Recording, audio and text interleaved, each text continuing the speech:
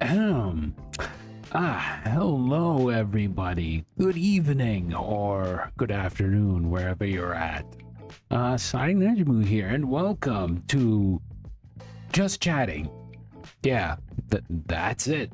That's pretty much the gist of this stream. I haven't done this in actually quite a while. Like, I think it was at the end of December, where we're almost closing into the new year, that I actually had a nice little chat stream with you guys. And I thought, you know what? There's been a lot of things that happened these past few days. So I thought, why not? Why not talk about it, right? Why not talk about it?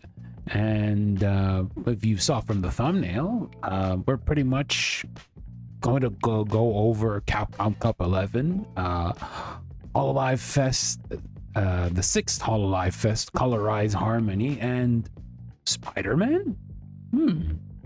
I wonder why we have Spider-Man in here. Maybe something I probably watched recently related to the web crawler? Well, we'll have to wait and see. But before we start, we have in the chat, as per usual, Rayquaza. Hello. Good morning. Hope you are doing well, as per usual. Hopefully the BGM, you guys can actually hear the BGM, right? Because this is probably like the first time I use this setup proper on the new PC, so yeah. And yeah, should be good, hopefully. Yeah, I could try to make the BGM a little bit louder if possible, unless it's probably fine. If it's fine, then yeah, I think we should be we should start with what we should be talking about. Yes, yes. And it is, let's start with Capcom Cup 11. Yeah, okay, let me actually make this a little bit smaller. There we go. There we go.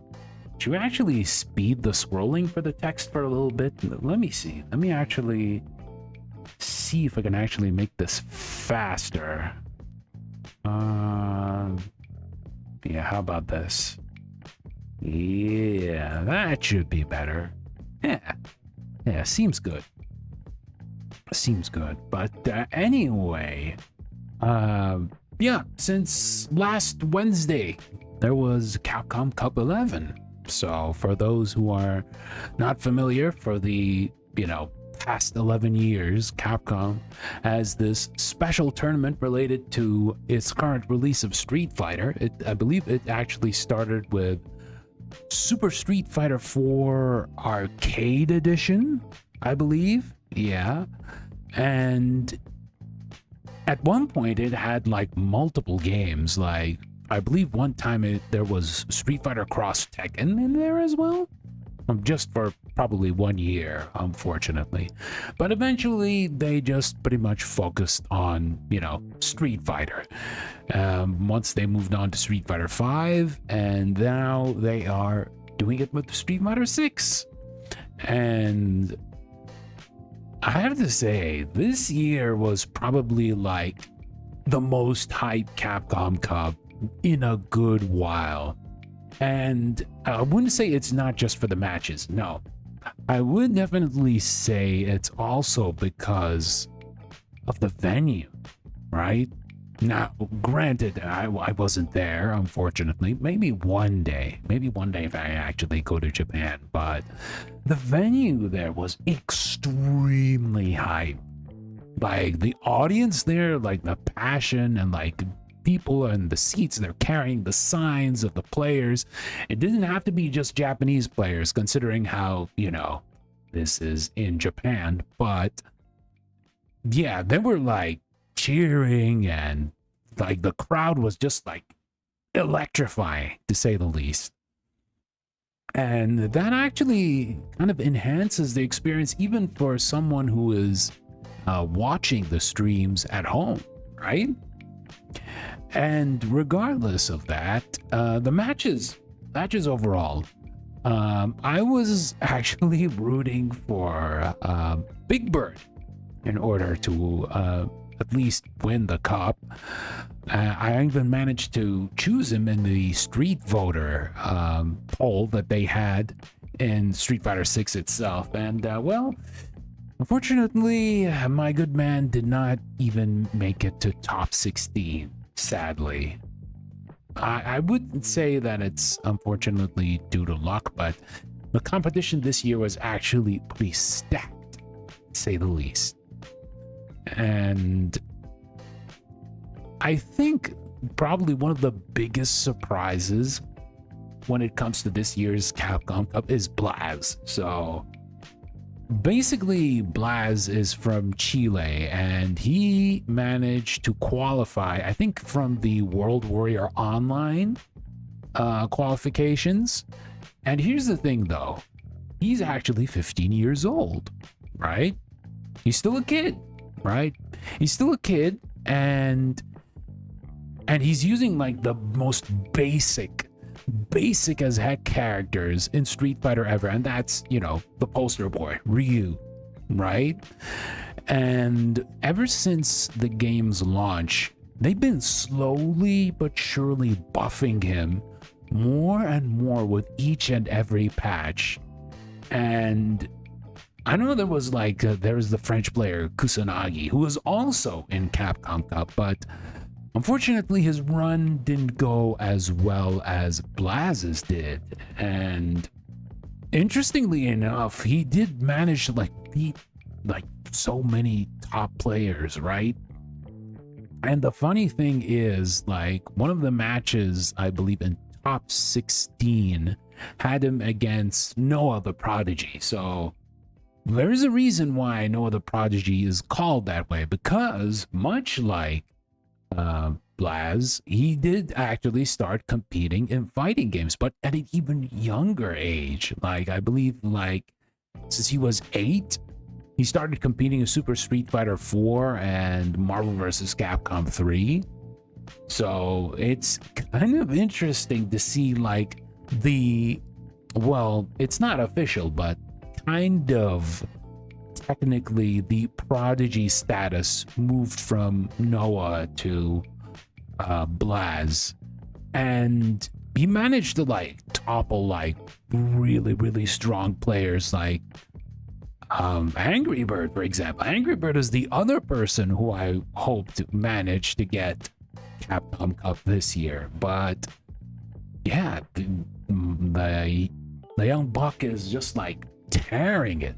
He's like tearing it. Nobody expected this outside of, well, those who were from Chile as well, those who actually like cheered on him from like his hometown or his home country, right?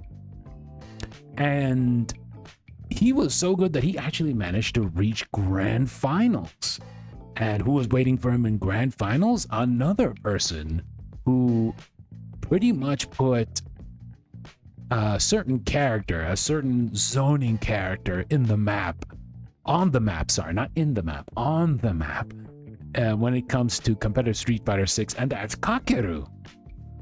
So Kakeru, I honestly believe, like, if you even watched any of his like videos or any of his like matches, be it like regular online matches or tournament matches, he plays the most optimal JP I have ever seen. And not to like shade other JP players, because there's a lot of good JP players. Like even in Capcom Cup 11, there was like Juicy Joe from Sweden. He had a pretty good JP, but Kakeru manages to find like the most interesting of situations and like the most surprising of confirms and makes it work. Right? He makes it work. He makes it work like as if he's like a magician, to say the least. You might be wondering, oh my god, how was he able to combo after this counter hit? And or how did he manage to combo after an air to air, for example? And yeah, I think he was at his peak performance in this Capcom Cup, and it makes sense that he actually reaches grand finals and wins the whole thing. Yeah, he managed to win the $1 million.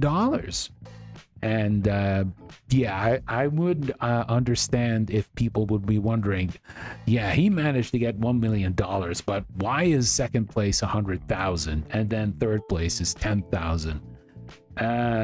Yeah, I gotta say, the prize distribution for a good while in Capcom Cup has been a little bit weird, to say the least. A little bit weird. But with that said, the funny story about Kakeru managing to win the whole thing, that he managed to pick JP in the end, even though he at the beginning he wanted to play Mai, who recently came out like almost a month or so ago, and his Mai is actually pretty good. But when he managed to suggest that to his wife managed to get into a heated argument with him, and probably just told him, no, you have to keep playing JP. JP is your main character. This is your character. This is what will get you the millions.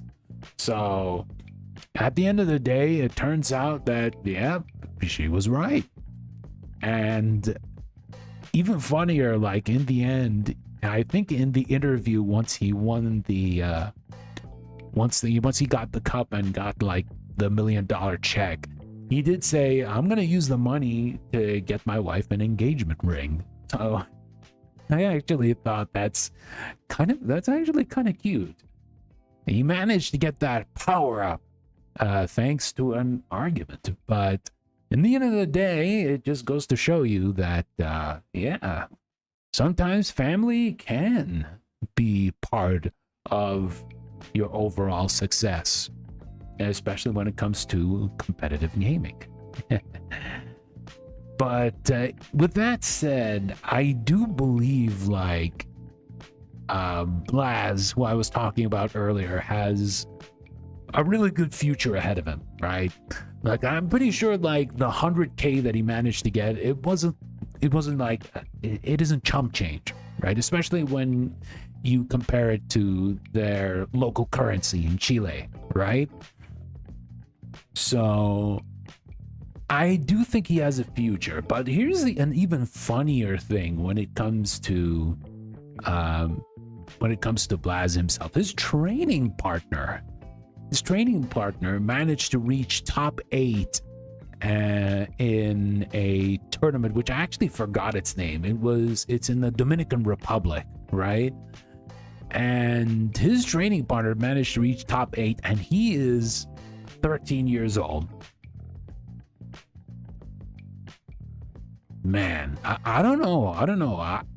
Is this the beginning of like Chile being recognized as having like a secret, like top tier talent that people need to keep an eye on? Pretty much like how Pakistan was when it comes to Tekken, right? Like nobody ever expected Arslan Ash to like go this hard in Tekken, and then eventually like manage to get like the entire Pakistani scene to be on the world stage and be like an actual competitive force alongside already established countries like Japan, Korea, the United States, Europe. And well, technically Europe is a continent, but you get what I mean. But yeah, maybe I think that's why I feel like a lot of people say we need more offline tournaments. And while having a lot of offline tournaments is great, right? It's great for people who want to travel, but you do have a game that has very good online, right? Like Street Fighter 6's online is probably one of the best in the market right now. Yeah, the best rollback. Like even better. I could argue it could be even better than stuff like Fightcade, for example. Even though Fightcade is like basically emulation and having rollback working on it, but for an original game with rollback netcode built upon it, it's honestly the best. I'll probably like be bewildered if anyone says like there's something better than Street Fighter 6's netcode. It is the best, and it did manage to let people from across the pond to play online, right? And it did give Capcom ever since like the Capcom Cup 10 these online qualifiers, right? These online qualifiers where people from like different regions, they manage to compete online, and whoever manages to win like the online World Warrior or manage to get a good bunch of points, they are able to travel to Capcom Cup. And the really nice thing is like, even when you look at the player list in Capcom Cup itself, like there are some names that they are not like household names, like Tokido, Punk, Gachi-kun, Kawano, who else? The Birds, Big Bird and Angry Bird. But no, you get to see other players who are representing their countries and continents get on the main stage, and we do get to see these people finally getting their just dues after putting in a lot of work in the game. So, like I said earlier, Blaz is one good example. Juicy Joe is another. Juicy Joe is a JP player from Sweden, right? Very strong JP player, but I wouldn't think people would actually recognize him outside of, you know, the EU scene, right? But now, thanks to him being able to qualify via the online warrior, now people can realize, okay, this person is actually pretty strong at the game. They're pretty good at the game. Maybe like companies might be able to sponsor them, or maybe it might like give an incentive to people to actually compete and maybe one day be on the Capcom Cup stage. So again, while I do feel like offline tournaments are pretty much going to be a staple, I think online tournaments, especially with a game which has a very good online infrastructure, should coexist, right? But here's one problem, though. Here's one problem, and that comes from Capcom themselves. It isn't related to the game, though.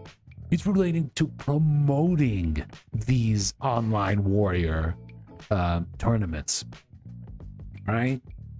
It happened last year, and it happened this year, too. They basically, just like at one point, managed to cramp all of them in a series of weekends.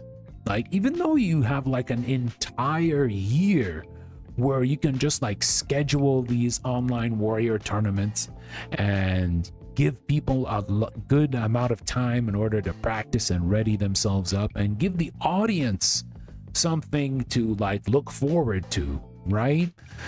Instead of just like saying, hey, you know what? On this weekend, we're going to have the World Warrior Japan, and also at the same time, World Warrior Oceania. And then the next weekend, we're going to have World Warrior Middle East. And then the next, we'll have World Warrior US East, and then US West, like a few hours later, or something like that.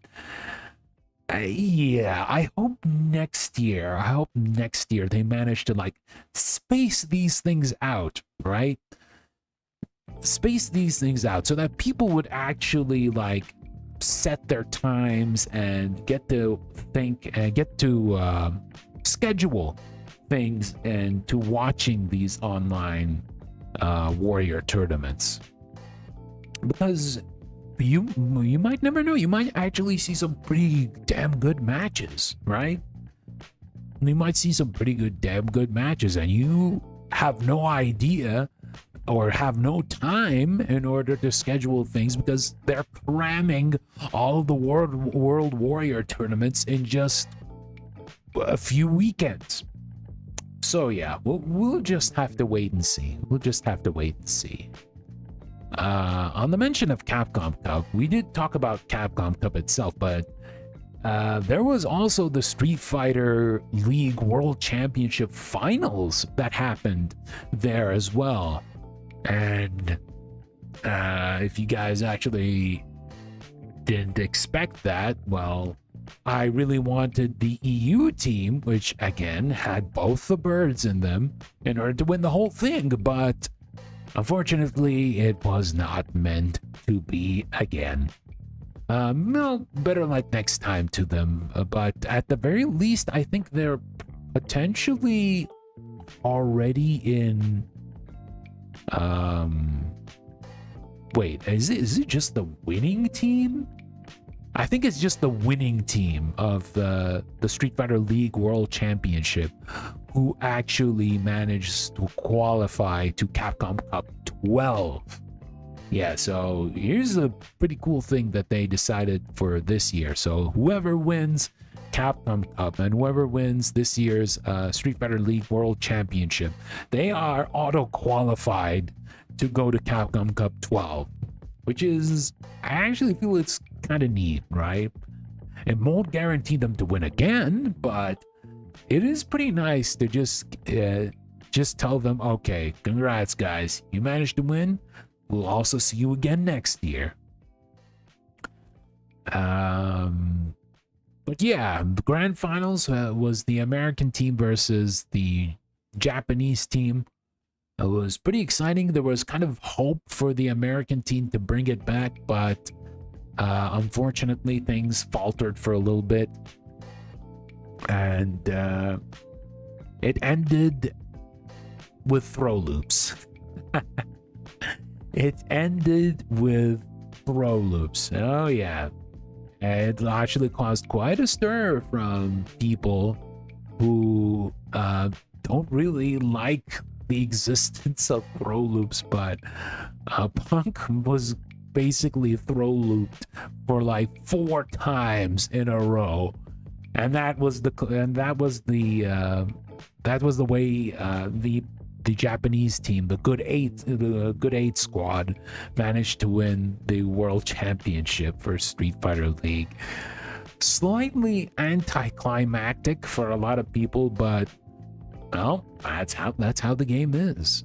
I've seen a lot of people say that this is a good excuse to actually get rid of throw loops, but some other people argued like it'll make characters like JP and Guile even stronger if you get rid of throw loops. So yeah, needs a little bit of thinking, needs a little bit of like strong consideration before getting rid of throw loops.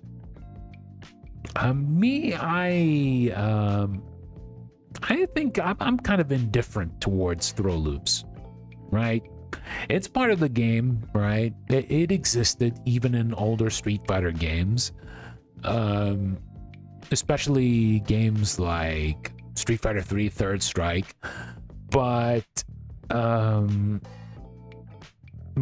would say I'm indifferent because I'm actually doing it as well. Like when I'm playing Mai has a pretty easy throw loop, so I'm always going for that if it happens in the corner. And there are ways to actually avoid throw loops, like, you know, backdashing or jumping, but it's all part of like the mind games, you know. Is he going to throw me? Is he going to jump and use a jump attack?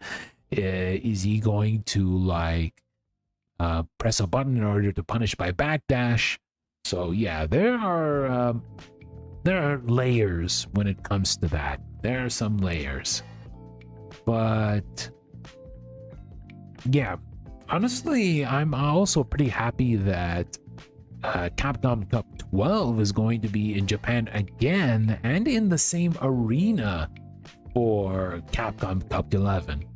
It's good. It's good. Like I said in the beginning, the crowd was hype, and once you see a crowd that is hyped towards a tournament, it'll make you, the viewer who is watching on stream, also hype. So yeah,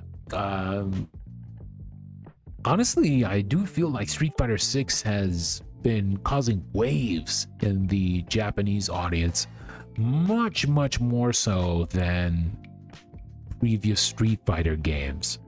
Like with 5 had this like abysmal launch.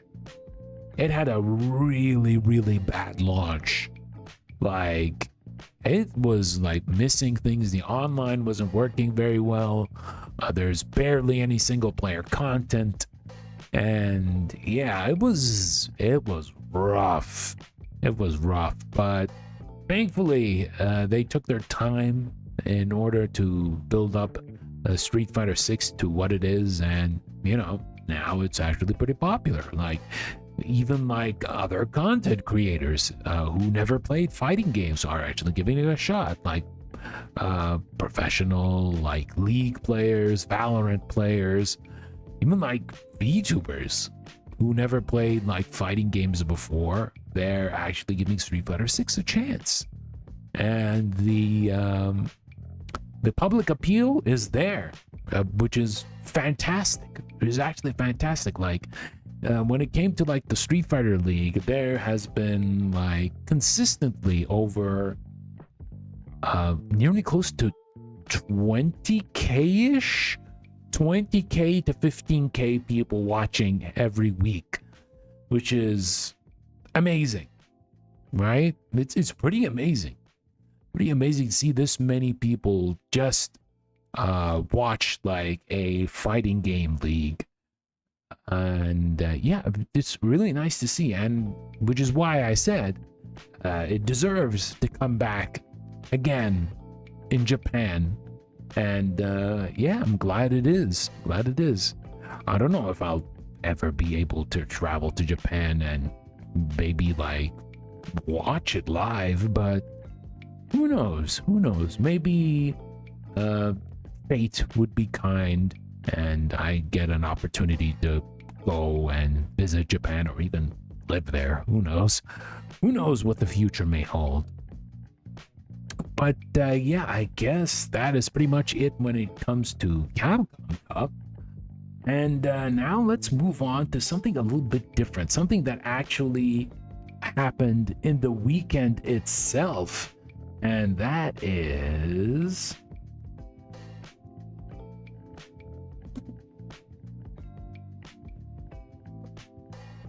Hololive 6th Fest, Color Rise Harmony.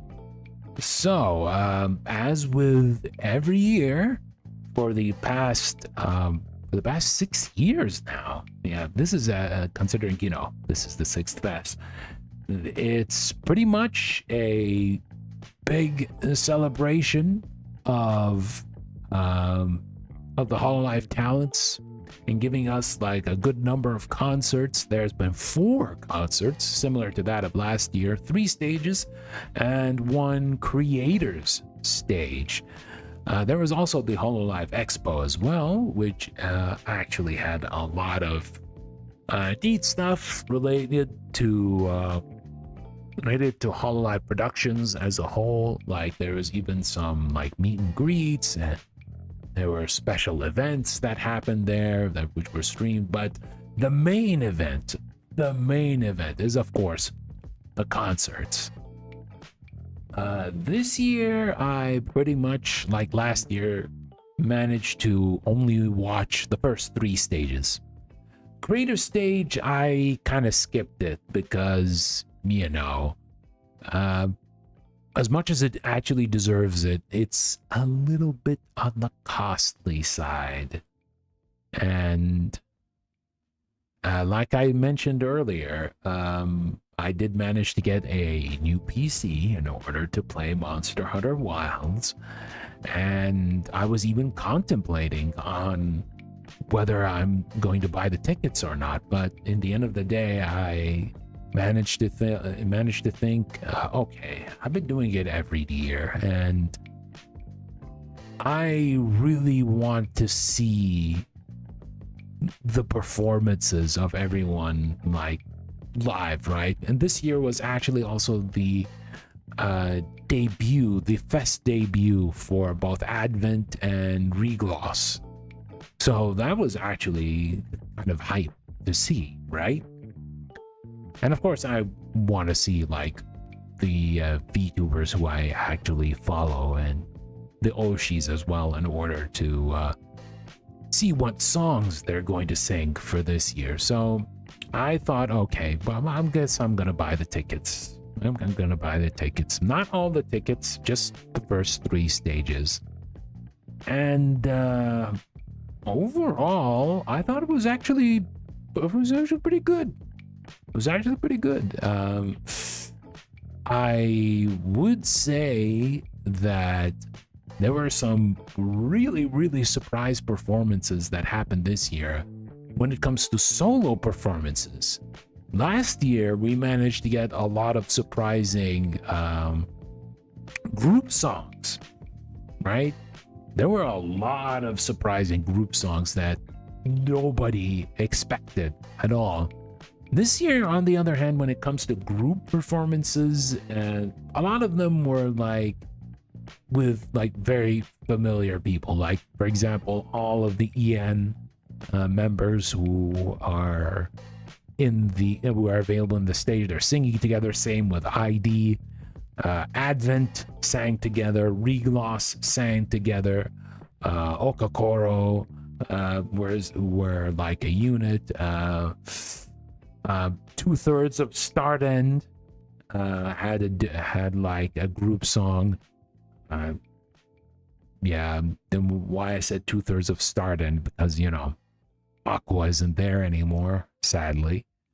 But overall, I think like the individual songs managed to like surprise me the most, especially for some of the talents who managed to sing this year. I'll probably talk about these in a bit, but actually let's actually go with stage by stage, right? So let me actually talk about stage 1. I can't believe I missed out on seeing Laplas and Toa singing. Well, yeah, unfortunately they weren't on the free portion of stage 1. However, what was on the free portion of the stage 1, also, hi Kirby, how you doing, buddy? Was Ollie's rendition of Children Record. Yeah, I'm honestly surprised that Ollie again managed to have both songs which she was featured in and were in the free part, even though she did kind of say maybe not, it might not be in the free part, but it is. And this is actually the first time I actually hear of Children Record. It's apparently a what's it again? It is a Kagero Project song, I believe. It's a Kagero Project song, but oh my god, the way she managed to lower her voice tone to levels which we probably haven't heard of before was just wild. It's just really, really good. Like Ollie, as like, even when she like usually sings, she has this like, very how can I say this, very higher pitched voice, very higher pitched, very energetic singing voice. But in this, she went a few semitones downwards, and yeah, she actually killed it. She did an amazing job. And yeah, I actually like that performance a lot. I feel dead as hell. Oh no, was it a long school day? I mean, college day or university day. But yeah, I hope you get some good rest though. And what else? Since we talked about Advent earlier, Nerissa managed to sing Say My Name. And, Nerissa is, she's pretty much like the EN diva, or not just EN as a whole, but maybe Advent's diva. But Say My Name is a very good song when that kind of invokes this kind of lounge music, very jazzy, very lounge music theme. And once you actually hear it live, it's actually pretty hype, to say the least. I had a 5-hour exam while sick. Oh no, are you sick again? I'm sorry to hear that, man. 5 hours of an exam. God damn. That would like exhaust anyone, even if they're not sick. 5 hours? God damn, I never recovered. Oh god. Hey, wait, but when I talked to you like a few days ago, you sounded fine. Well, I hope you get better soon, buddy. Yeah, I guess it's because, the stress of school and probably the immune system, that's a combination that's actually like pretty deadly at times. So what else should I actually oh yeah, Fuomoko had 2 songs, and interestingly enough, I guess they went for like why they managed to have a song for each of them is like Fuo probably picked her own song and Mokoko managed to pick her own song, even though the first song was their original song, which is Born to be Baudo, and the second song was Gyakko no Flugel from Symphogear. Yeah, it's always good to hear like Symphogear music because it's honestly one of the like most hype soundtracks that you ever get to listen, because almost every episode you have like the main cast singing a song while actually fighting the noise, which are, you know, the central like fodder enemies in that.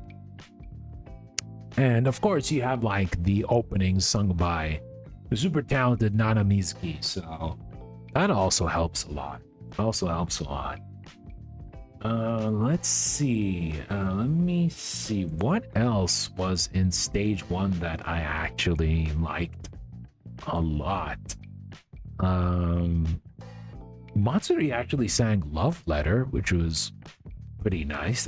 Is it actually an original song? I don't think so. I might be wrong. I may need to double check on that, but it's kind of a different change of pace when it comes to Matsuri's usual songs, right? She mostly sings like, you know, very cheery, very energetic songs, but Love Letter was a little bit different. And then we have Kyla singing Braveheart, not William Wallace, but the Digimon song. Yeah, I didn't even know that Kyla was kind of familiar with Digimon as a franchise as a whole, but I was honestly surprised hearing her singing that. And she did like quite better than expected, I feel. And she closely matched the energy of the original song, so I do say it's one of those surprise picks that actually feel like a highlight for me. And then since I talked about Ollie a bit earlier having like completely different vocals when it comes to singing, Shiori did with her when she sang Kakusei, right? Yeah, if those of you who actually like watched like stage 1 as a whole, once you listen to like Shiori's tone and compare it to like all the covers she has on her channel, that is also very surprising.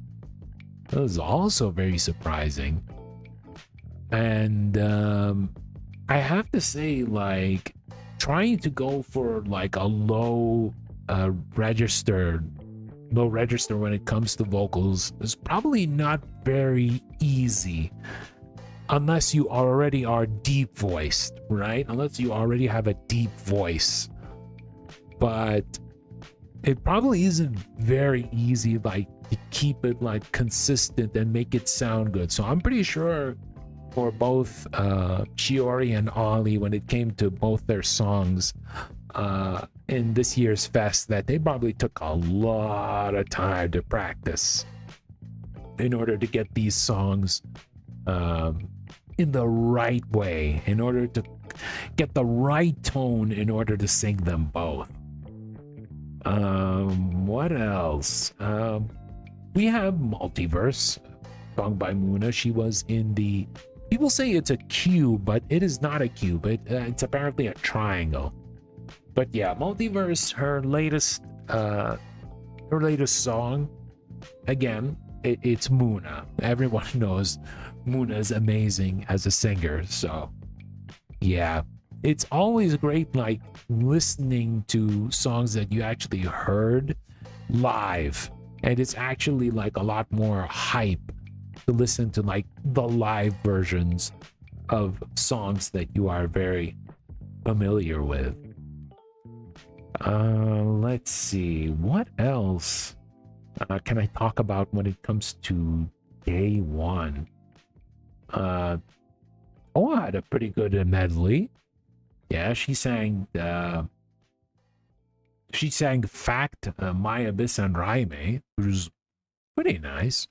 I think this is going to be pretty much common in having like someone singing a medley of their songs.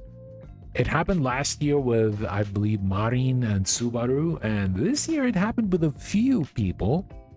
And yeah, I think it is actually pretty cool to just like if someone wants to hear like a specific song and they have like albums worth of songs, why not go for a medley instead, right? Even if it's just like 3 songs or 4 songs, it still works. It still works. Oh yeah, I actually forgot Hari Hari Yukai with Hachama, Luna, and Koyori. That's an interesting trio, to say the least, and a very interesting song that they managed to pick as well. And wow, can you almost believe that next year Haruhi as an anime adaptation would be almost 20 years old? Damn, how time flies. Yeesh. 20 years since The Melancholy of Haruhi Suzumiya debuted as an anime. Wow.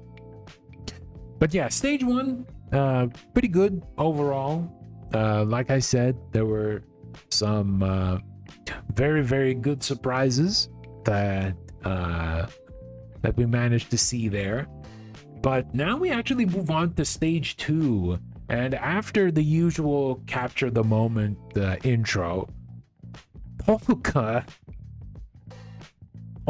interestingly enough, decides for the past couple of weeks, she managed to release new songs, because these new songs are going to be part of her first album, right?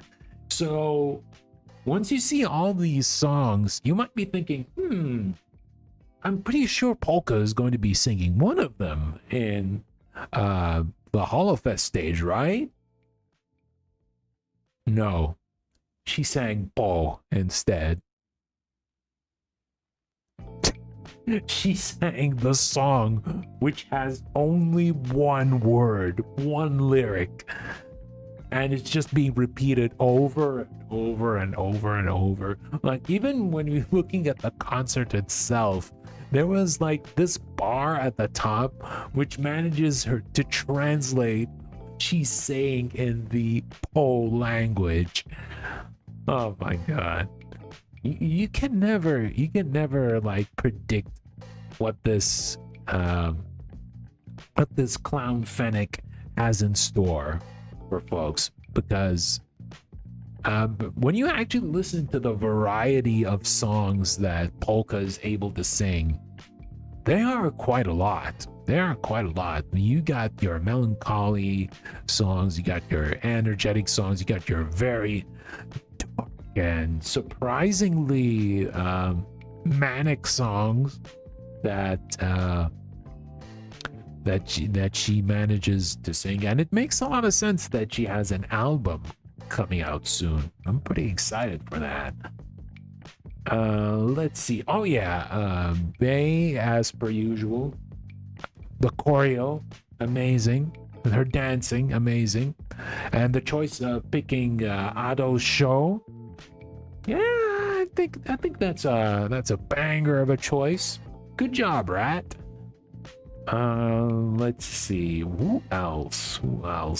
Oh yeah. It's pretty interesting that Regloss managed to not only sing as a group, but they sang individually as well, which is pretty nice. I think probably my favorite song out of the individual Regloss ones is Club Blue Fire. That was sung by Aokun. Yes, even Aokun can be a little bit cool sometimes, even though she's kind of a bit of a girl failure sometimes. There was the live version of Yummy Yum Yummy, which is sung by Rainy, which is, of course, again, you listen to the live version of songs that you already listened to, it's even more hype. And interestingly enough, she managed to announce today that around the end of the month, the MV for Yummy Yum Yummy is coming on the 29th, so well, pretty excited about that. If you actually want to listen to it, the original is still in music services. It's been out since November of last year, so it took a while in order to get that MV ready, which goes to show you MV production. Yeah, it's not easy. It's not easy to work on MVs, and especially like getting people, getting like the budget, getting the artists, the editors and whatnot. It's not very easy, but yeah, Yummy Yum Yummy was very, very good. Very, very good in listening to it live. Let's see. I think probably there was, oh yeah, Kanade. I forgot to mention that Kanade managed to sing Melt. Yeah, that was actually a little bit surprising to hear, because I think like Kanade, even though everyone just knows her as this brat, as this very cheeky brat, like even at the end of Fest, she managed to say, "Oh, the weekend is over. You managed to watch Fest, you managed to be at the expo, but here's a little reminder: tomorrow is Monday, and you're gonna have to go back to work." Yeah, she said it in the most like Sogaki way possible, and yeah, despite that, she can sing very, very well, and the choice of Melt was, I think, is actually pretty good. It was pretty good. It manages to show a little bit more of her singing talent, and you know, Melt is a classic Vocaloid song, so yeah, it's a very, very interesting choice. Let's see.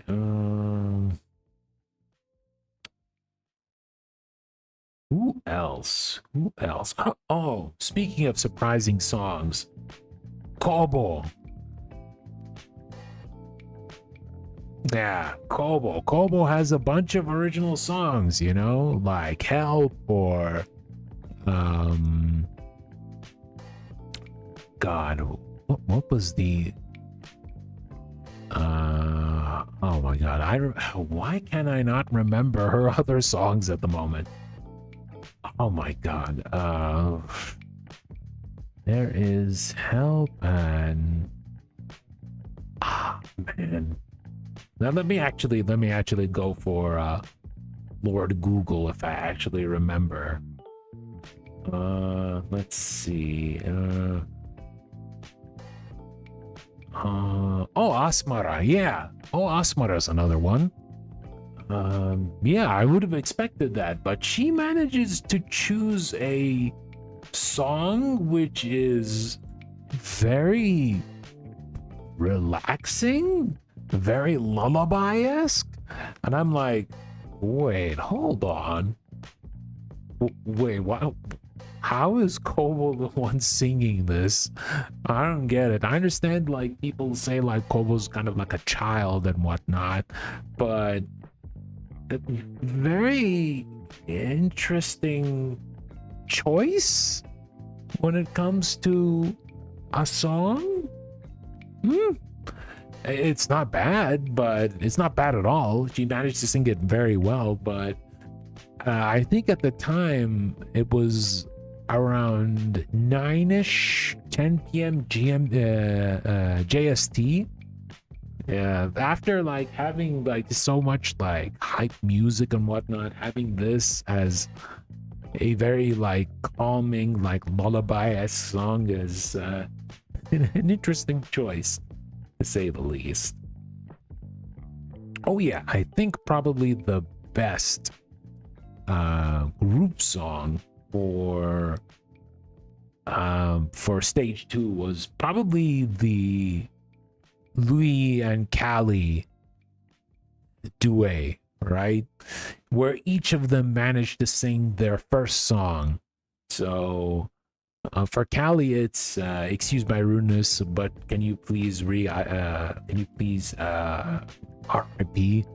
And Overd when it comes to Louis.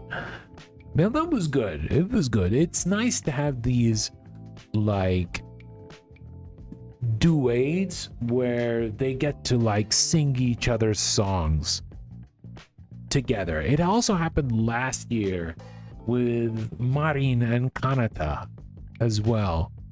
So I hope this continues to be a trend in the fests or later fests as a whole.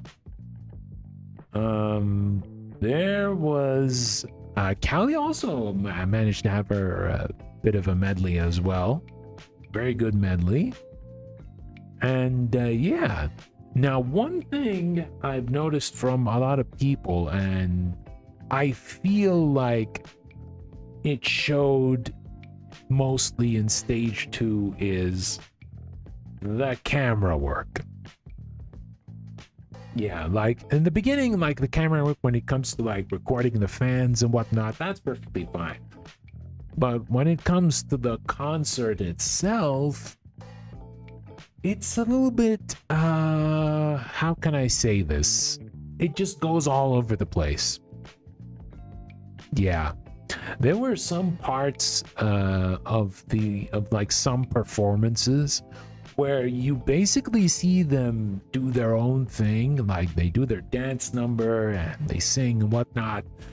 And then immediately in like a few seconds, we have like a shot of the crowd, and then we have like immediately a far away shot where you probably can't see how, like, for example, especially when it comes to like talents that dance really well, like Hajime and Bei,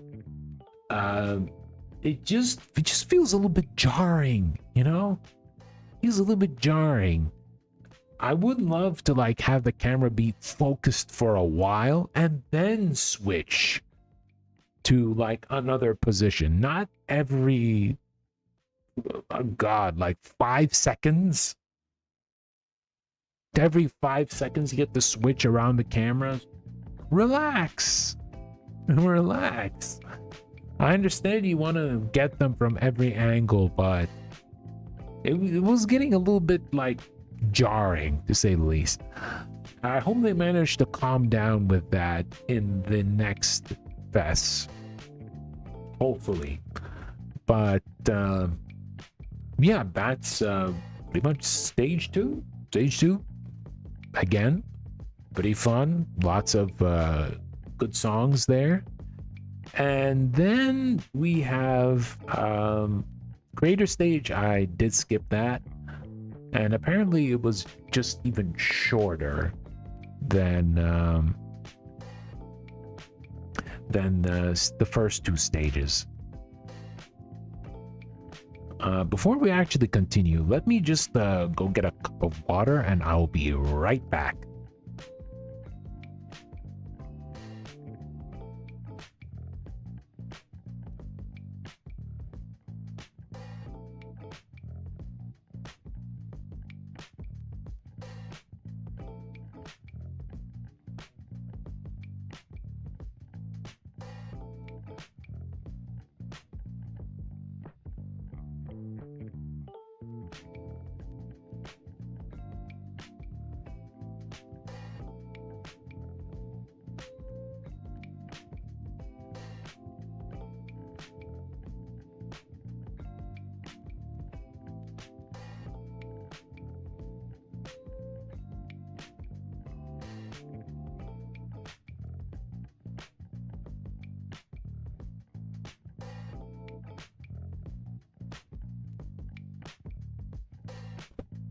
Okay, I'm back.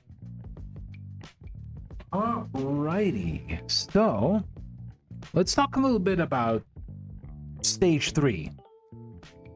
All right, so stage 3. Let me actually remember.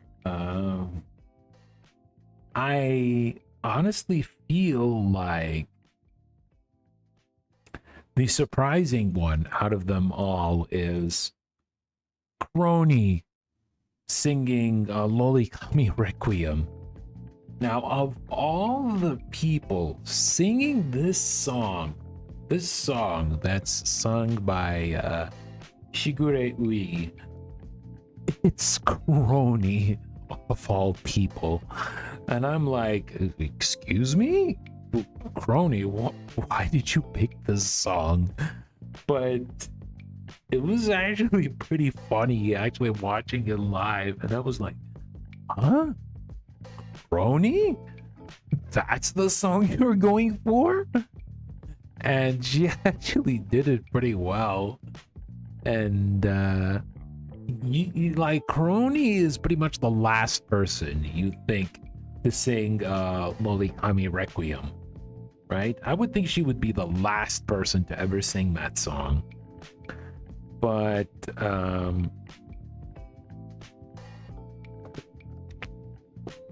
it was like so funny that in the MC part with her and Ina, they managed to like do the whole like Crony beam / Ina beam, which made for a pretty like funny MC segment. Let's see. Oh yeah, Anya had a new song. It's called Chronic, apparently. You know, we're probably gonna see it after the fest, but it feels a little bit like how can I say this? Popish, I guess. Feels kind of popish. Kind of like K-popish. I'm not sure. They are in full English lyrics, which is pretty neat. It's pretty neat. Had some pretty good dance moves as well.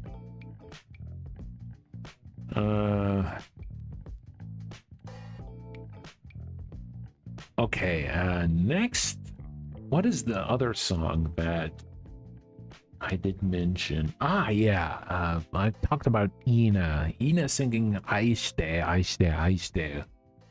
There's another surprising pick, but even more surprising is the Great Dango Family, sung by Gura. Yeah, a very calm, a very soft song that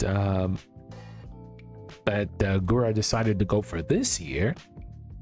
It's again pretty much like Kobo, was a lot more surprising than I expected, but she actually did it pretty well, to say the least.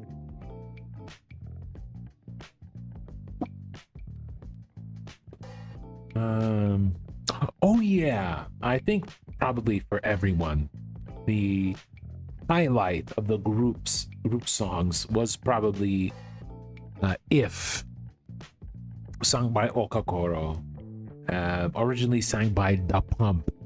So if you guys are like longtime Holo fans, everyone knows like the karaoke that both of them had together singing that song, and now they did it again 4 years later live, and it was amazing.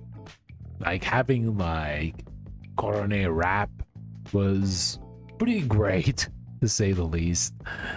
Okayo actually like rapped as well, but it was pretty fantastic to hear that song live. And speaking of Korone, she didn't just flip, she did barrel rolls. She was just like super extra acrobatic, and I think that probably got Pecora to actually try the same thing. And well, if you actually watch the clips, the results were like, hey Pecora, why are you doing a Dark Souls roll? That would actually be pretty funny. Oh man.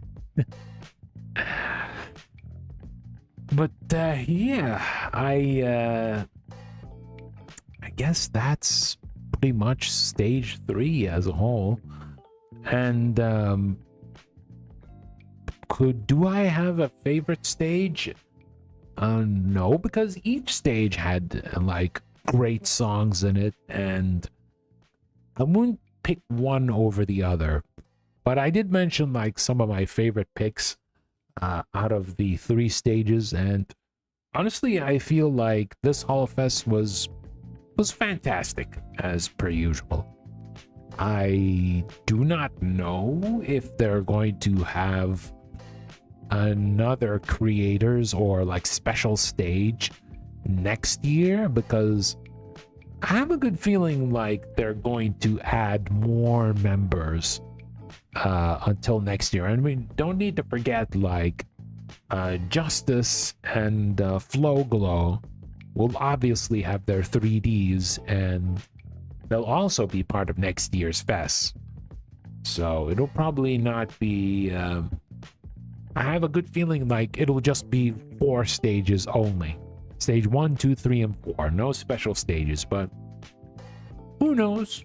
Who knows what might happen in the future. But yeah, honestly, I enjoyed it quite a bit. I know a few of my friends have been there. I know Andrew was there. Momo Berry was there. Senran Kagura Weeb, SK Weeb was there as well. I believe Speedmeister was there too. Yeah. So a lot of familiar folks managed to go there. I don't know if they'll actually like get to talk about it with them, be it like online or off stream, but yeah, I'm pretty sure they had like a very, very great experience being there. And who knows, maybe one day I might go to a fest, or the expo itself, but who knows? Who knows? Like I said, who knows what the future may hold. But yeah, I guess that's pretty much it for Hololive 6 Fest that I wanted to talk about. And now let's go for something a little bit different. So there is a third image that was on the thumbnail, and that is Spider-Man, or rather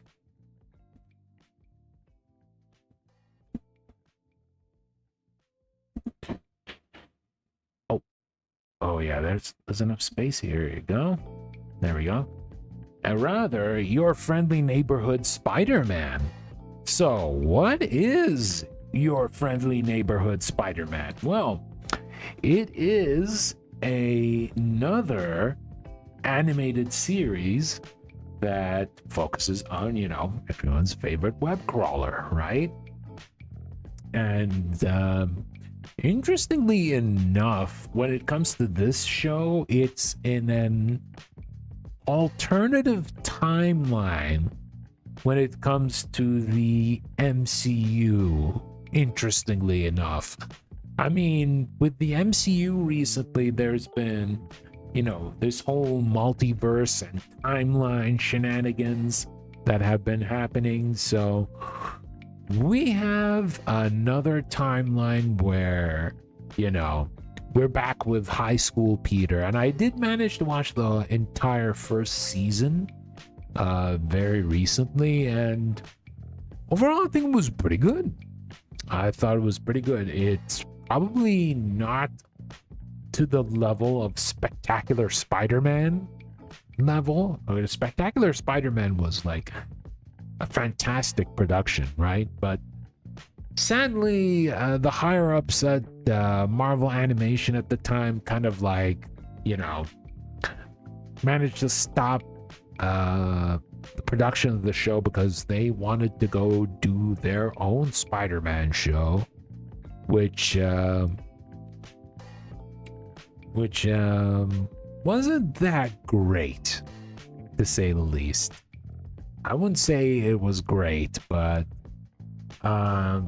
This one, your friendly neighborhood Spider-Man was surprisingly very good when it came to presenting its characters in a different way. I wouldn't say, like, for example, Peter Parker or slash Spider-Man feels a little bit different from like most teenage Peter Parkers. Like it's been a thing for the longest while that Peter is pretty much a teenager, right? The aforementioned Spectacular Spider-Man, the other Spider-Man show with Drake Bell voicing him, and then the other Marvel's Spider-Man, which has Robbie Damon voicing Spider-Man in that one.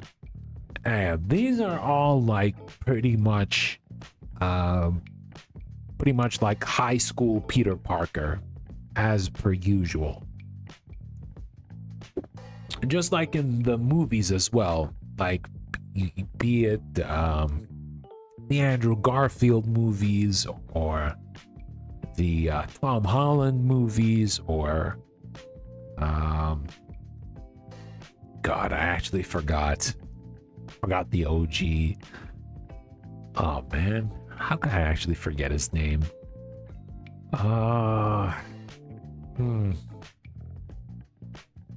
Who is he again? Come on. I need to actually remember him. Tobey Maguire. Yeah. Tobey Maguire. But, yeah. In this show, they're actually presenting it in CG animation. And unfortunately, not like Spider-Verse levels of CG. I mean, that's impossible to have for a show, but it's okay. It's okay. When it comes to the action scenes, they're actually pretty good, but it's okay when it comes to animation as a whole. But the character designs are definitely strongly inspired from the classic Spider-Man comics, like way back in the past. Like it has this kind of 70s look to the characters, which I actually find an interesting change of pace, to say the least. And not only that, there was also like a few changes when it comes to certain characters as well. I think the one that I actually like the most is the relationship between Norman Osborn and Peter Parker, right? So in most Spider-Man media, Norman Osborn is pretty much a bad guy, right? He is the genius inventor, but also like businessman, and overall not a very good person. And he eventually becomes the Green Goblin. Although here he has a bit of more of a mentorship role compared to how he was. And initially you get to see him like, okay, so Norman is probably not going to be a villain in this incarnation of Spider-Man, but you slowly but surely get to see some signs of the old Norman in there. They're a little bit subtle, but you get to see that like close to the ending of the first season. Like, he still isn't like a full-blown villain, but he does a few things, or does a thing that is morally questionable, to say the least. But I do have to also give a shout out to his voice actor as well, Coleman Domingo. I think he did a great job in providing the tone and the emotions in how he was supposed to like represent Norman Osborn as a whole. So I think he's probably like the highlight when it comes to the overall voice cast in the show. And speaking of the voice cast, there's some very interesting choices. Like, usually we get to see like a lot of like, you know, union actors or actors who you get to hear them in like post animation, American animation, or American related video games. But there are two people who might be a little bit familiar to me and to some of you guys. We're playing like, one of them is actually playing like a pivotal role, and that's Zeno Robinson. Zeno Robinson is voicing Norman Osborn's son, Harry. And if you are not familiar with Zeno, he managed to voice several characters in games that we're familiar with, like the English dub for DJ in Street Fighter 6, the English dub for Vayne in Grand Blue vs. Rising, and oh my god, if Alex was here, he'd probably tell me like his name, but oh man, he was in Persona 3 though. But yeah, I actually forgot his name. Damn. Yeah, I can't believe I actually forgot his name. Oh well. But yeah, he is voicing like a main character in an American animation, which is actually kind of cool. The other person is Mr. Luke from Streets himself, Alex Lee. He voices Amadeus Cho, who I'm honestly surprised to see in this show. It's not a very big part, but he managed to actually get this, like, you know, this whiz kid, this slightly pompous whiz kid who feels like he should be the star of the room, right? He feels like he's the star of the room, and he manages to like show off like his great intelligence. Now, I'm not sure if they're going to go for how the comics were when it comes to Amadeus. And I would say in short that he eventually becomes the Hulk in his own way. And I don't know if they're going to actually do that in the second or the third season, but it would be pretty cool. It would be pretty cool, because I think this will probably be the first time we saw Amadeus's Hulk in animation. So that would actually be pretty neat. But we'll see. We'll see how it goes.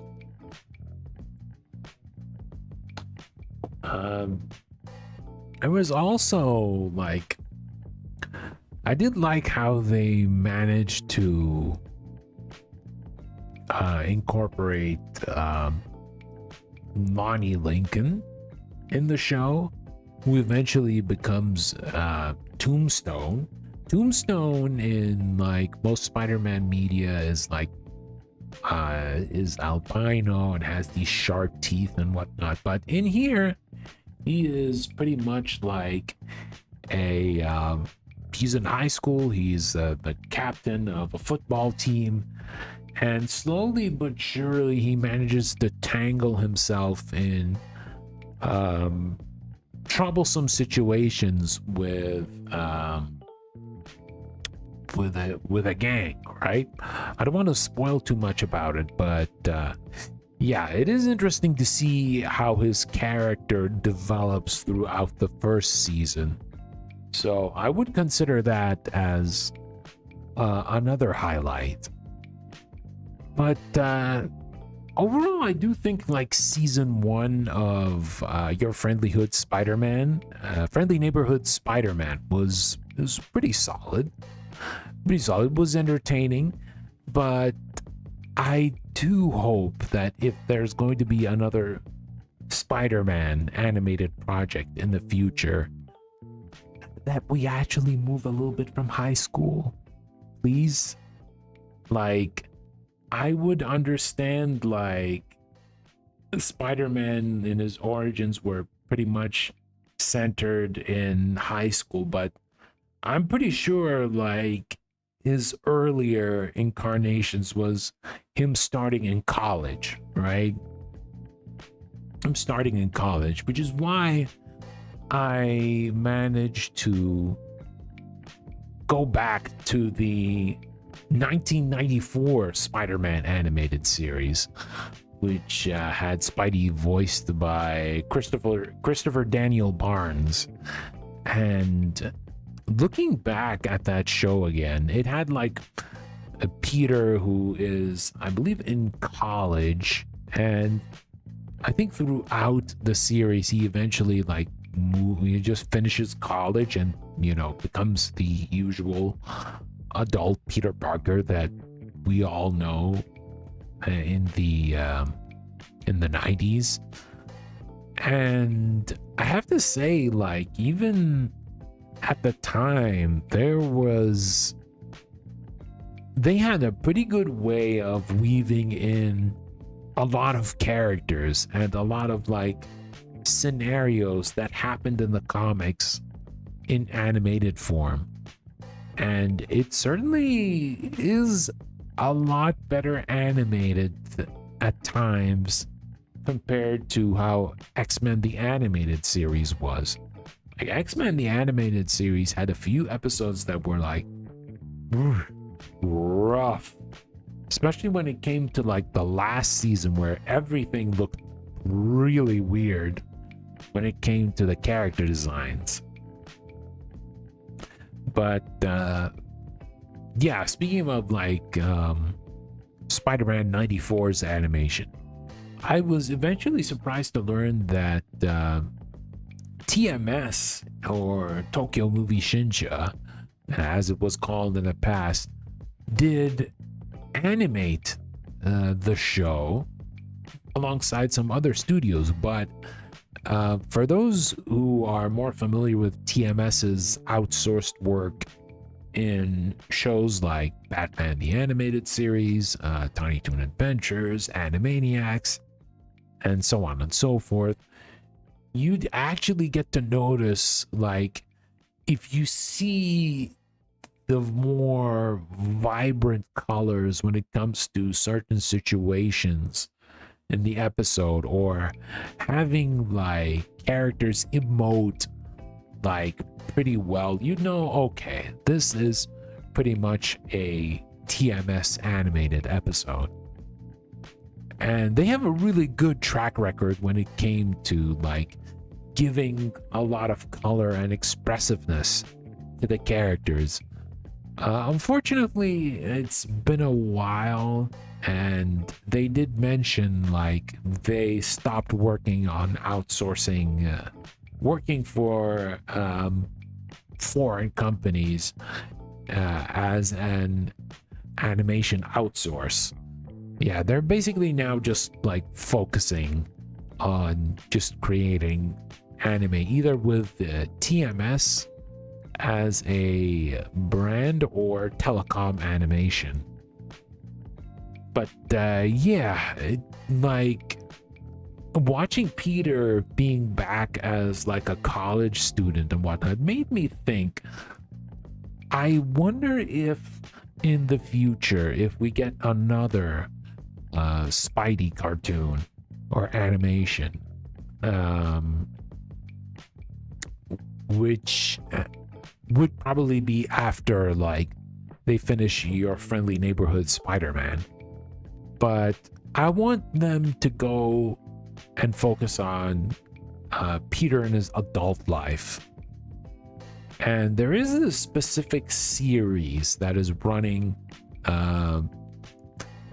in the comics known as Ultimate Spider-Man, and it's been written by Jonathan Hickman, right? A very, very well acclaimed and well beloved writer when it comes to comic book readers. People say like his X-Men run was amazing, and a lot of people say that his run in Ultimate Spider-Man is like super, super fantastic. And in that, it has Peter as an adult. He's married with Mary Jane. He now sports a mustache and a beard. He has 2 kids, and despite being a family man, he still goes out, be Spider-Man, right? He's still protecting is still doing his best to protect New York as Spider-Man, despite being a family man. Of course, the usual Spider-Man rogues are there as well, and there are some story complications that are currently happening, but I actually need to read his run because I heard nothing but good things when it comes to Jonathan Hickman's Ultimate Spider-Man run. But yeah, adult Peter Parker, let's bring him back in animation, please. That would be very, very lovely. I would greatly appreciate that. But what else can I talk about your friendly neighborhood Spider-Man? I guess it's also nice hearing Charlie Cox as Daredevil, as he like played the character in the Daredevil series that was on Netflix and is now in Disney Plus, which I should eventually watch. We'll see.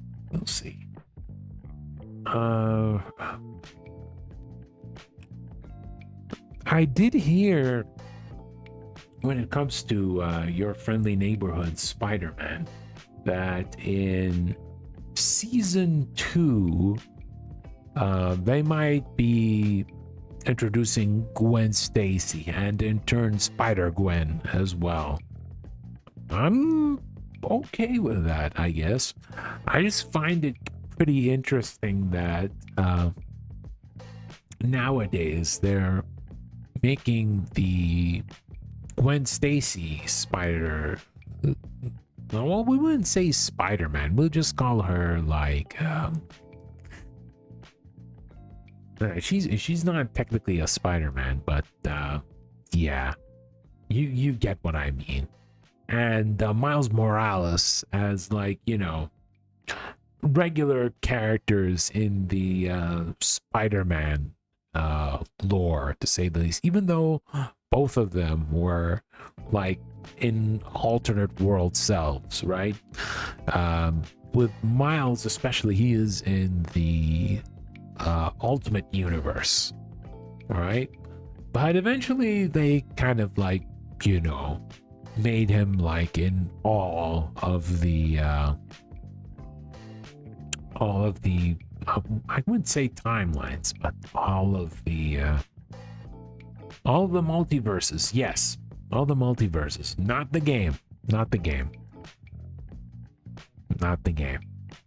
Yeah, feels bad about the multiverses game though.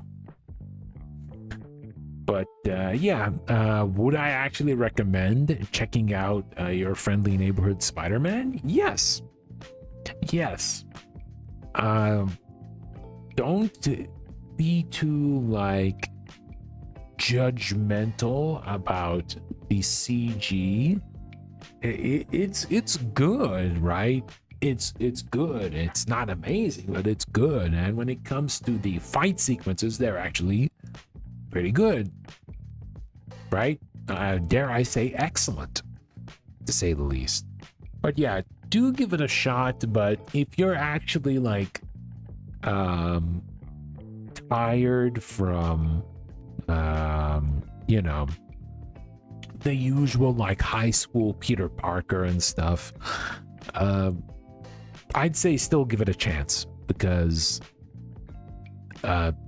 overall, like some of the side characters like Lonnie and Norman Osborn, they're pretty good in this show.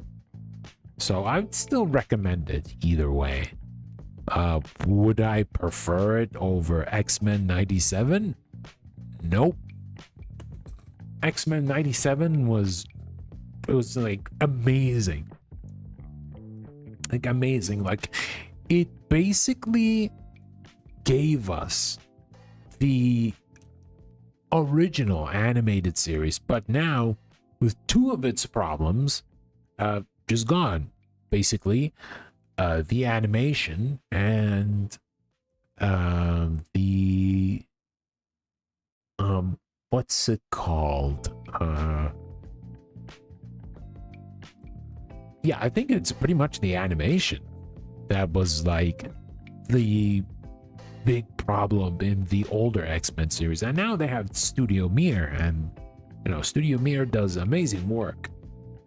So yeah, I would still say, like, out of the recent Marvel animated projects, I'd still say X-Men 97 is probably the best. Yeah.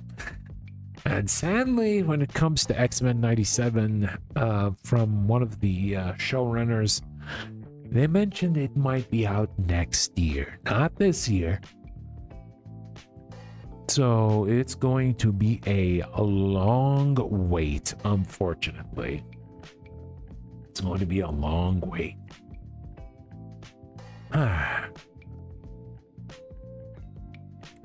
But yeah, what else can we actually talk about? Is there anything else I can actually talk about? Your friendly neighborhood Spider-Man?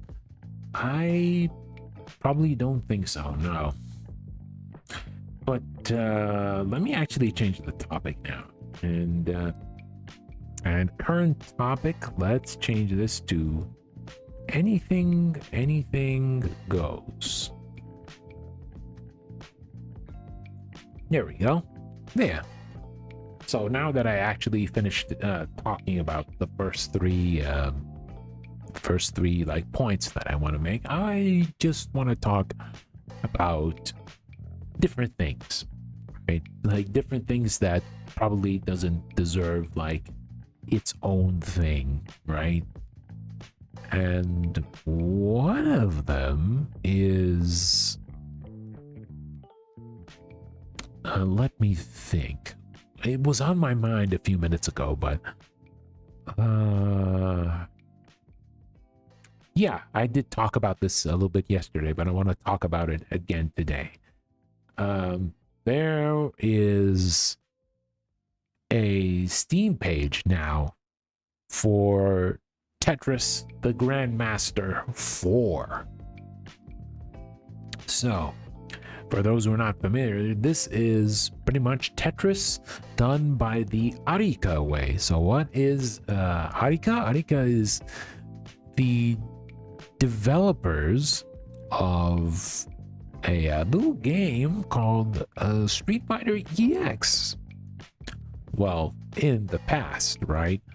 Eventually, all the good bunch of the characters that they created showed up in Fighting EX Slayer, which is a combination of like the EX series and another game that they worked on, which is super underrated and sadly does not have a console port to this day, a console slash PC port, which is Fighting Layer.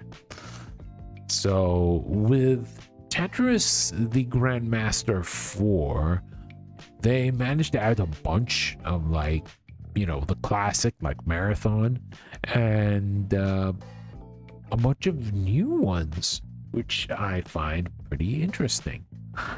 And they did say that the game was going to come out this month, but the Steam page said that it was going to come soon, so that's fine. That's fine. I can wait. I can wait. I'll probably potentially stream it too. I don't know if Tetris would be a little exciting for you guys, but yeah, I definitely want to give that a shot. Hopefully. And what else? Let me see.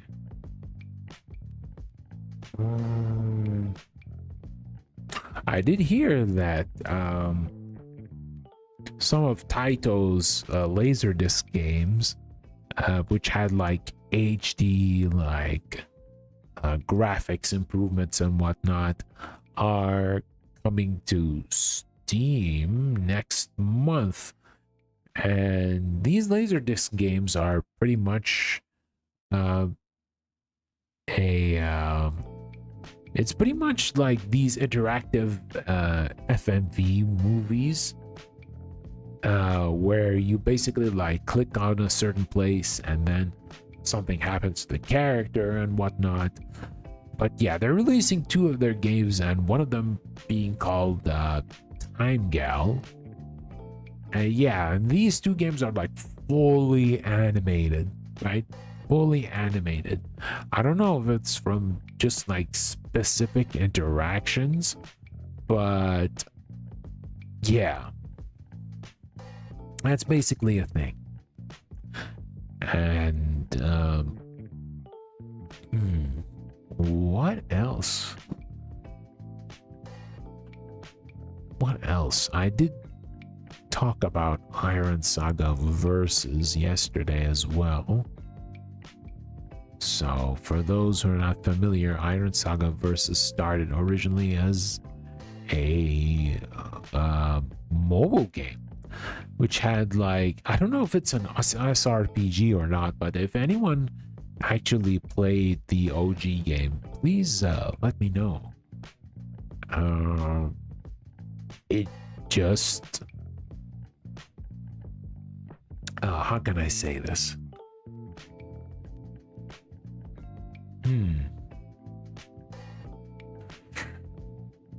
I need to find the right words in order to say this, though.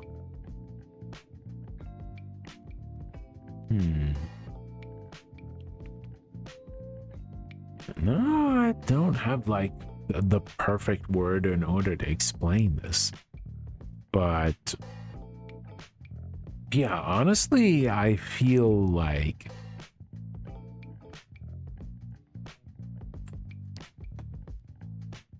oh my god, I can't even think of like a proper word in order to explain this. I can't even find like a proper word to explain this, but yeah. I guess it's probably because I'm getting a little bit tired after all this yapping, to say the least.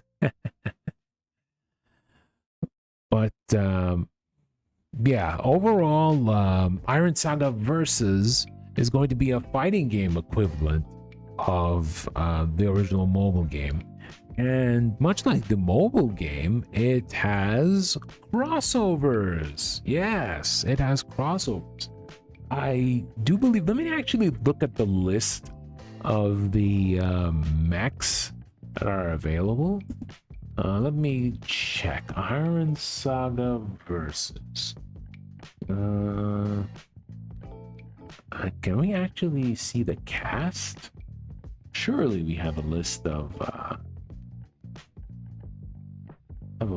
Iron versus Saga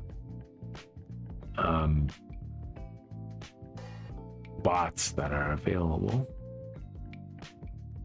Where is it?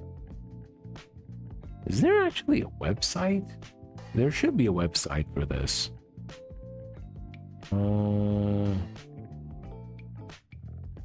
Okay, they do have a list here. So they have characters from Mazinger Z, Shin Getter Robo, Armageddon, and Dankuga. It was actually pretty interesting, to say the least.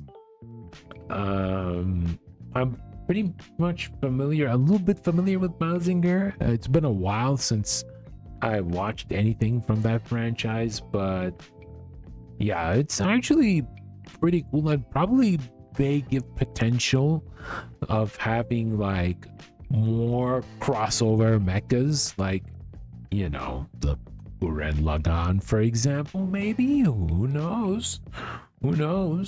That might actually be pretty cool.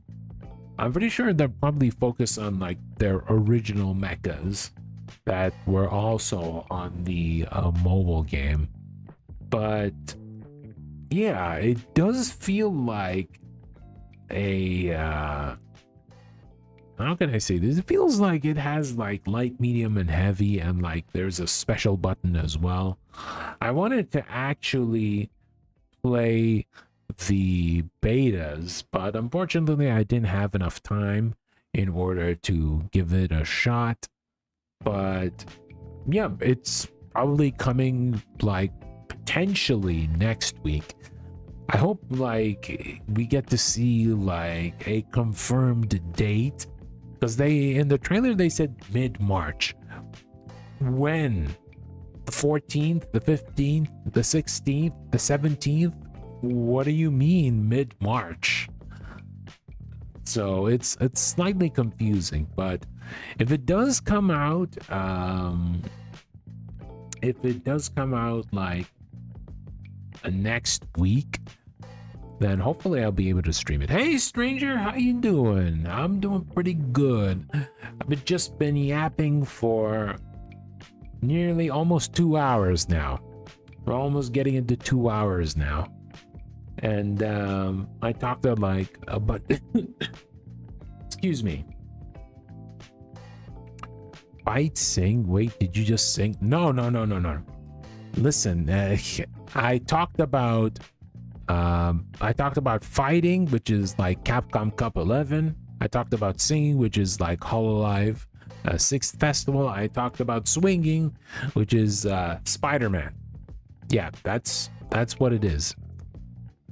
It's just that I wanted to think of like a good idea for a thumbnail and a stream title, so I thought, okay, if I'm going to talk about these 3 things, I'm going to talk about that. I'm chapter 4, reached HR level 22.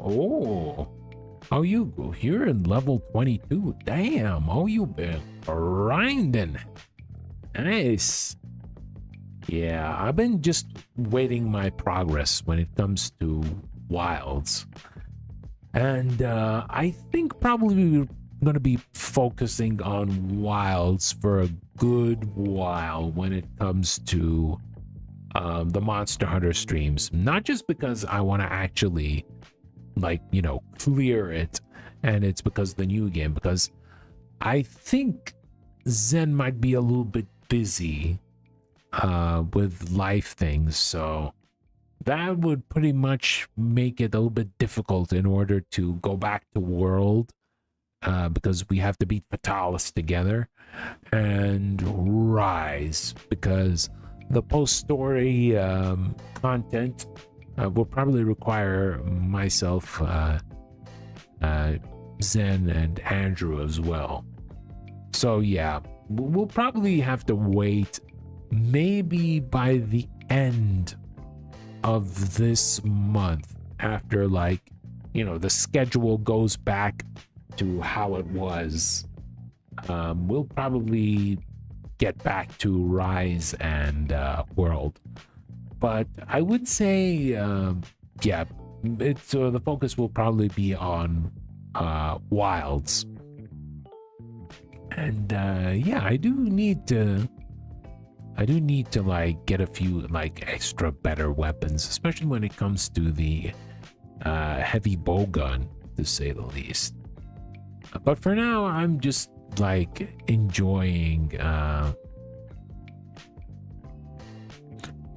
what's it called? Enjoying both the switch axe and the gun lance. Gun lance, especially, like I said last time, I need to actually practice it a little bit more, but I gotta say, like, the focus attacks that each weapon has when it comes to like an injured part of the monster, like they did damn, they did great when it comes to these attack animations. He's still remaining. He's a strong boy. Since I'm only playing Wilds and Bloodborne right now, I get enough time to play Wilds. Okay.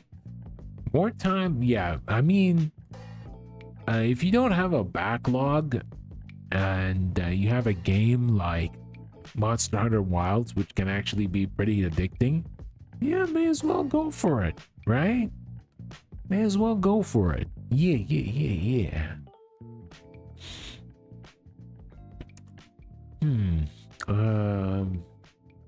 What else? I did talk about let me think.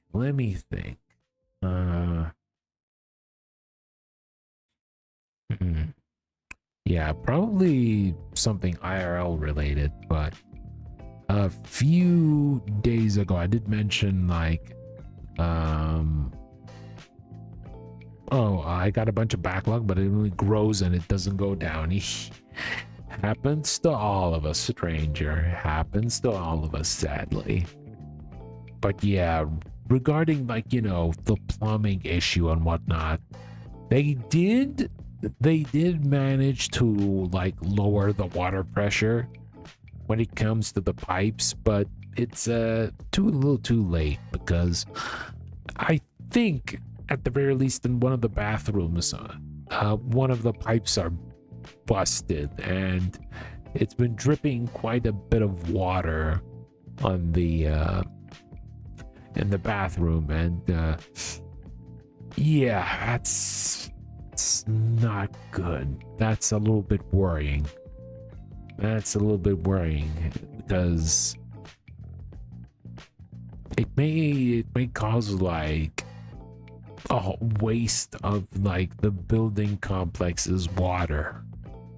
So maybe when I have like some time off, I would actually see, I can actually contact the landlord and see what he has to do about that.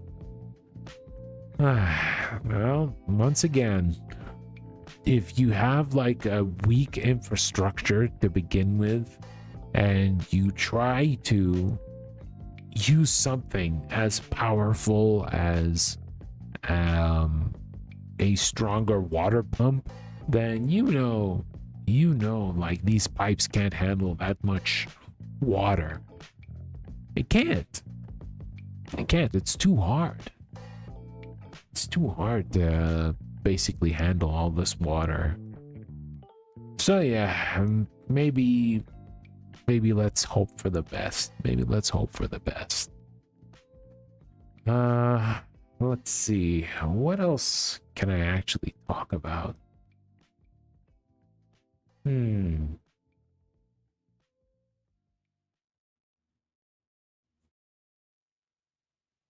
What other event that happened recently that could actually be pretty interesting?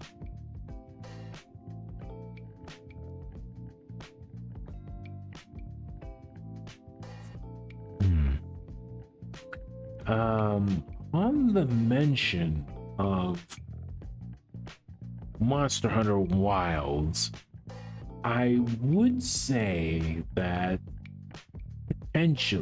potentially I could in the future try a new and different weapon, because new game, new opportunity to try things that you haven't tried very much before. And yeah, I actually need to think about it a little bit and see which like of the available weapons that in the future I can actually give it a shot. And like I said earlier, I need to actually improve like the usage of the gun lance from my side.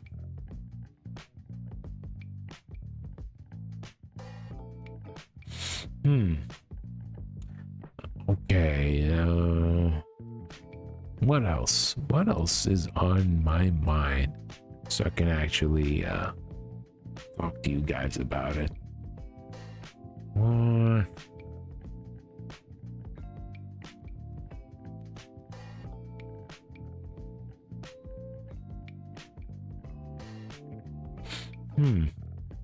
Yeah, I honestly feel like I had to say what I had to say for tonight. We're almost closing into 2 hours, I guess, and yeah, I think that's pretty much all I have to say for tonight. Yeah, I know it's been a while, and I know like people aren't used to these yapping streams without like like the usual game in the background, and then I try to talk stuff. How do you like Wilds compared to World? I like both. I like both. I like both. They each have their strengths and weaknesses, but honestly, I feel like Wilds and World are very fun. I'm not a guy who actually complains a lot when it comes to certain games, right? Like I like Wilds, like I like Wilds, I like World, I like Rise as well, and each has their own like benefits and not so great things. But yeah, that's my thought on Wilds. I guess you should take them rest. It was brief. It was, but I had fun talking to you. Yeah. I actually was going for like 2 hours, but I don't want to just like sit and think like, what else should I talk about? What else should I talk about? But yeah. We managed to have some good discussions, and you can feel free to like check the archives if you want to see what I talked about earlier. I love Worlds and Wilds, but for some reason I couldn't get it to rise. Why is that? I still find it interesting that my first Monster Hunter experience was with Rise. Then we eventually moved back to World. I do want in the future to give the Switch game a try. Monster Hunter 4 GU, I believe. Yeah, I think that's what it's called. But yeah, that would actually, if I want to actually stream it, I have to get the capture card. And I may need to actually look around in order to get one, but I'll probably wait on that for a bit. Because, lots of expenses happened recently, so I gotta be extra careful, right? I gotta be extra careful not to overspend anything. I guess I got sidetracked. I started Rise, and then after a while wanted to play other games with friends, and I needed some storage. Well, stranger, never too late to actually give it a shot. I wasn't into Rise that much. Okay, that's fair. It's not your preference. I got you. Don't worry about it. Yeah, everyone has, like, their own thing.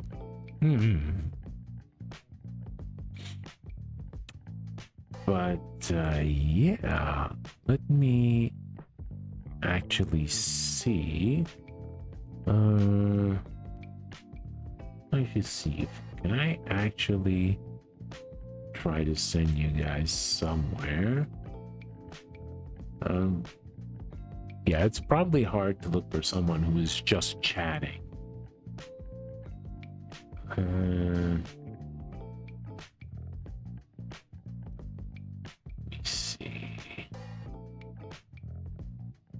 Mm,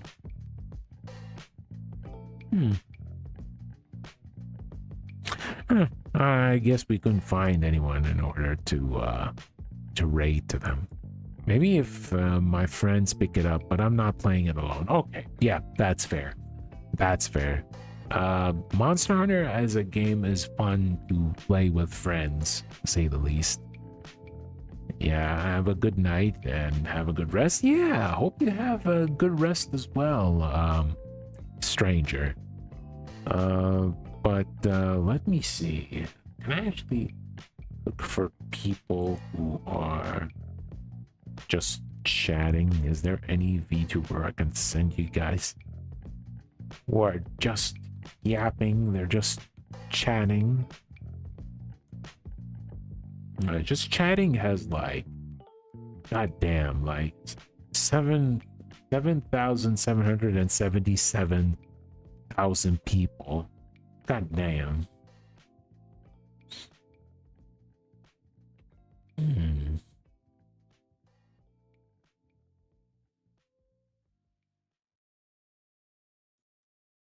Let me see. Can I probably actually send you guys over there?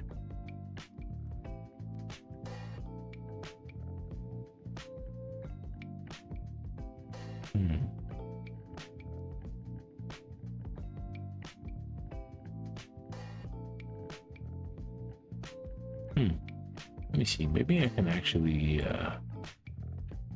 raid you guys to this person. New person. We get new person, new experiences. Maybe they might be cool. Who knows? Okay. I think this pretty much should be good. But yeah, tomorrow I'll be having a day off. But after tomorrow, we'll be continuing After Love EP, which is where we're, interestingly enough, trying to reach like the branching parts of the story. It's actually pretty neat. It's always fun and cozy talking with you. Yeah, I feel it's the same way. I feel it's the same way. I appreciate it, stranger. Thank you.